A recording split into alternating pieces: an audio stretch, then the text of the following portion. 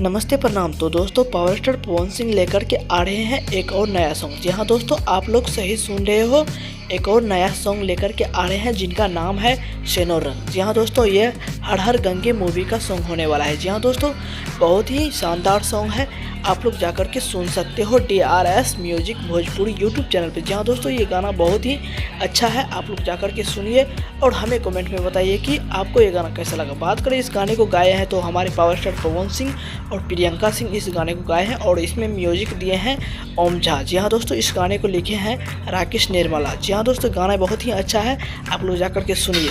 तो हमारे चैनल को सब्सक्राइब कर लीजिए। बाय बाय, जय हिंद।